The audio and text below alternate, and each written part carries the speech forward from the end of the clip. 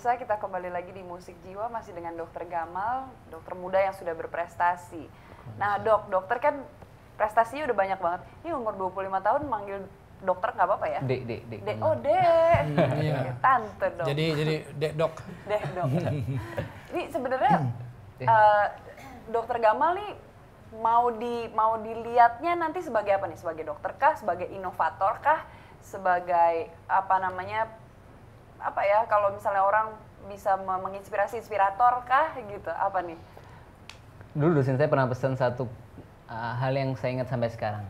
If you become doctor, you can become everything. Jadi kalau kamu bisa jadi dokter, itu kamu bisa jadi apapun. Jadi Maksudnya? Masuk main bola. Kita dokter itu bukan hanya berpikir soal dosis obat dan penyakit ya. Bahkan waktu saya belajar di Cambridge kemarin, itu satu dari 7 nilai kepemimpinan yang paling penting itu adalah kecerdasan interdisipliner. Jadi bagaimana kita memahami itu yang di luar dari keahlian kita. Jadi gimana dokter juga paham masalah hukum, ekonomi dan lain sebagainya. Mungkin pertama saya rubah ya, bukan ingin dikenal sebagai apa ya, tapi ingin mencapai titik apa ya. Jadi pertama saya ingin menjadi seperti itu. Jadi bagaimana bisa menjadi inovator kesehatan yang diberikan kesempatan Allah untuk bagaimana menyelesaikan banyak masalah. Terus kedua, mungkin saya juga bisa berharap di usia muda ini bisa memberikan keteladanan kepada adik-adik saya khususnya ya, untuk bagaimana mengoptimalkan masa muda ya. Karena kita anak muda itu sering diremehkan, sering sekali saya merasakan. Kenapa merasa diremehkan? Justru biasanya yang muda ya, cuman kan banyak orang meremehkan. Dan saya sering pesan ke adik-adik saya, don't let anyone look down on you because you are young. Jadi jangan biarkan orang itu meremehkan kita, karena kita masih berusia muda. Seperti itu. Jadi dua hal. Yang ketiga yang tadi ya, jadi bagaimana kita mengembalikan semuanya kepada tujuan untuk akhirat ya. Kan ya ayyuhalladzina amanu tansurullaha yansurkum wa yusabbit aqdamakum. Jika engkau menolong agama Allah, niscaya ya Dia akan menolongmu dan meneguhkan kedudukanmu. Jadi mungkin saya berharap itu bisa Allah titipkan kepada kita ya. Karena semuanya akan kita tinggalkan kan, harta, kecantikan, kepintaran, atau mungkin ketampanan yang disombongkan, itu semuanya akan kita tinggalkan seperti itu. Nanti sebentar. Gimana Ustaz? Tadi di Cambridge ngapain? Yang Main jelas. bola. Tadi saya ingin tahu pengalaman belajarnya itu kemana aja? Tadi ke Cambridge juga? Ya alhamdulillah sempat beberapa kali dapat kesempatan belajar ya, karena kan ruang kreatif kita jadi sesuai dengan ruang baca kita juga kan. Jadi memang penting untuk bagaimana kita memaparkan usia muda kita ini dengan belajar seoptimal mungkin. Ya, sempat diberi kesempatan belajar ke Jepang dulu di Kyushu University, terus ke Cambridge University, coba termasuk kemarin ke lulus California. SMA-nya di mana? SMA 3 Malang ya. SMA 3 Malang, setelah SMA. Terus ke kedokteran Brawijaya Malang. Nah, terus sempat belajar biomedik, jadi double degree waktu ambil dokter sekaligus S2. Terus di sela-sela itu saya ambil di Brawijaya juga. Iya, jadi itu program bersama. Jadi bagaimana kita selesai dokter sekaligus mengambil keahlian lain di bidang kesehatan. Terus saya belajar mentoring ya, 1 year mentoring di Cambridge University. Terus alhamdulillah sempat belajar ke California University juga. Di ya sebanyak mungkin sih, mungkin Jepang juga pernah, alhamdulillah ke Thailand, Kamboja, sempat diberikan Allah kesempatan ya. Jadi kan carilah ilmu ke negeri Cina katanya ya. Jadi ke Cina pun juga. Cina belum ya. Tapi kalau dihitung-hitung dari semua yang tadi itu umurnya tekor 25. Itu kapan belajarnya? Kapan? Tekor ya, coba lihat di sini S2 ke sini ke situ.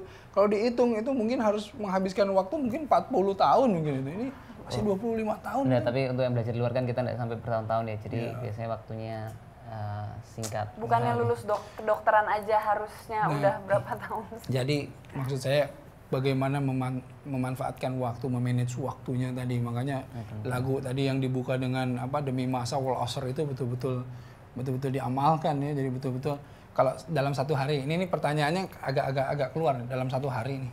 Pengen tahu nih. Sebetulnya di manage-nya satu hari itu berapa lama sih istirahatnya, terus ngapain aja sih dalam satu hari aja? Contohnya aja. Kebiasaan keseharian. Nilai dulu ya. Kalau Ustadz saya tuh sering pesan tumbuhkan rasa bersalah kalau kita menghabiskan waktu pada tempat yang tidak bermanfaat. Jadi misalnya nongkrong, nonton TV, waktu. Itu tumbuhkan rasa bersalah. Jadi banyak kalau yang kita ketawa tuh yang dengarnya. Tumbuhkan rasa bersalah. Jadi kecuali nonton program ini, jangan rasa bersalah. Promosi terselubung Ustadznya. Jadi itu menjadi penting kan, sehingga kita akan terbawa pada sebuah aktivitas itu yang membesarkan kita. Tapi tidak penting apa yang ada di belakang kita kan, dan tidak penting apa yang ada di depan kita. Yang paling penting itu adalah kapasitas dan kompetensi diri kita untuk membuat diri kita itu siap menghadapi momentum apapun dalam kehidupan. Kalau dalam bukunya Stephen Covey itu dia bilang sebagai sharpen the saw ya, jadi mempertajam gergaji. Jadi selalu berpikir untuk tumbuh berkembang dalam sebuah keberkahan ya. Jadi kalau berkah itu kan itu tumbuh dan berkembang. Tapi menjawab pertanyaannya tadi belum selesai Ustaz. Yang menghabiskan waktunya gitu. Mungkin ya seoptimal mungkin tadi ya. Kalau misalnya bisa ibadahnya sering ya kan. Jadi bagaimana, tapi saya enggak sampaikan, enggak enak juga kan terusan tabur ya pamer Ustaz. Dan walaupun banyak ibadahnya jelas masih jauh mungkin seperti 10-nya Ustaz mungkin. Tapi orang tua mengajarkan itu ya. Jadi ibadah itu kan seperti afirmasi kita kan. Jadi barang siapa tujuannya akhirat, maka aktivitasnya itu bernilai ibadah. Tapi barang siapa tujuannya dunia, maka ibadahnya itu bernilai kebiasaan biasa kan. Sehingga pertama mungkin orang tua membiasakan seperti itu. Jadi bagaimana menghabiskan waktu itu pada sebuah proses aktivitas. Kalau di kitabnya Imam Nawawi itu dia bilang bagilah waktu menjadi 3. Sepertiga untuk diri sendiri, sepertiga untuk umat, dan sepertiga untuk Allah. Jadi jangan sampai waktu untuk ngikat tali sepatu kita itu lebih lama daripada waktu baca Quran. Dalam waktu 1 pekan kita ikat tali sepatu itu sampai 10 menit. Tapi Al-Quran tidak pernah dipegang. Jadi mungkin orang tua saya itu sering menasihatkan soal itu, dan saya berusaha ya untuk bagaimana menghabiskan itu.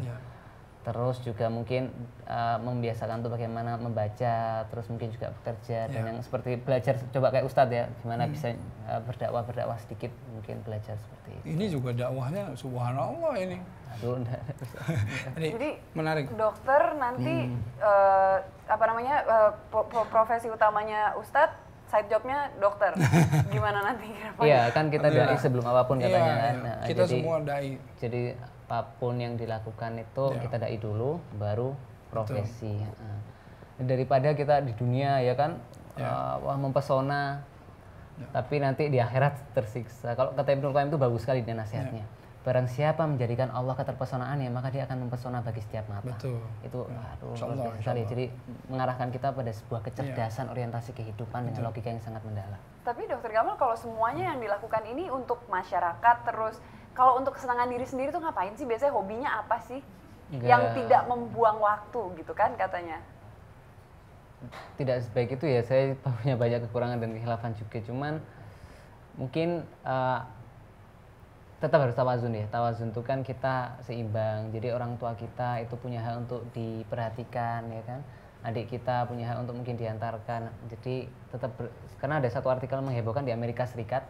Ini masuk di majalah Fortune tahun 1990. Judulnya sederhana. Mengapa eksekutif kelas A itu hanya bisa menjadi bapak kelas E. Jadi dia pebisnis berhasil, tapi dibenci oleh anak-anaknya karena nggak pernah meluangkan waktu. Itu kan sebuah hikmah bagi kita untuk bagaimana kita juga memberikan itu untuk diri kita sendiri dan untuk keluarga kita juga. Jadi tetap semua ya, ilmu kita punya hak, agama kita itu punya hak untuk didakwahkan, adik kita punya hak, orang tua kita punya hak, teman kita punya hak, tetangga kita punya hak. Jadi tetap berusaha untuk sesuai dengan porsinya seperti itu. Jangan sampai kita mengorbankan mungkin sebagian dari kewajiban-kewajiban kita untuk satu kewajiban yang lainnya. Hobinya apa? Hobinya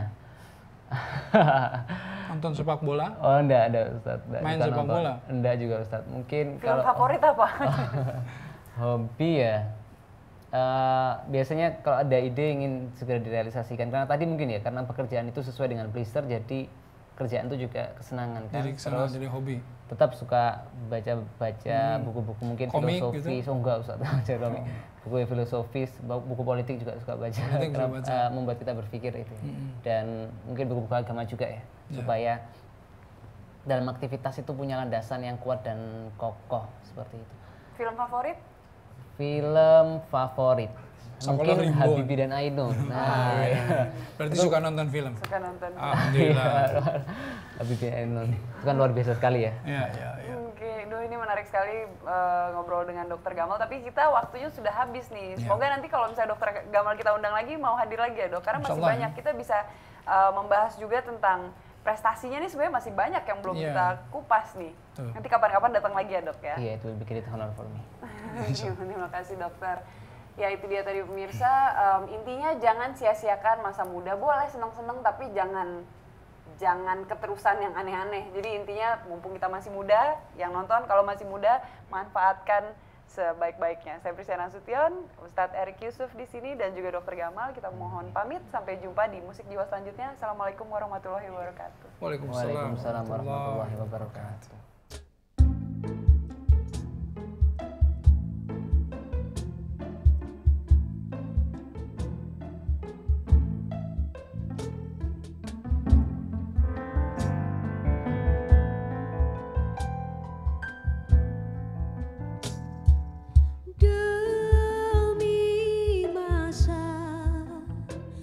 Sesungguhnya manusia kerugian,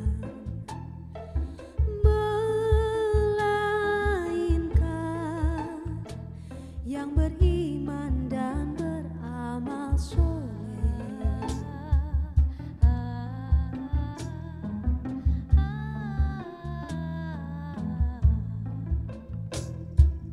Demi masa sesungguhnya manusia kerugian, melainkan nasihat kepada kebenaran dan kesabaran.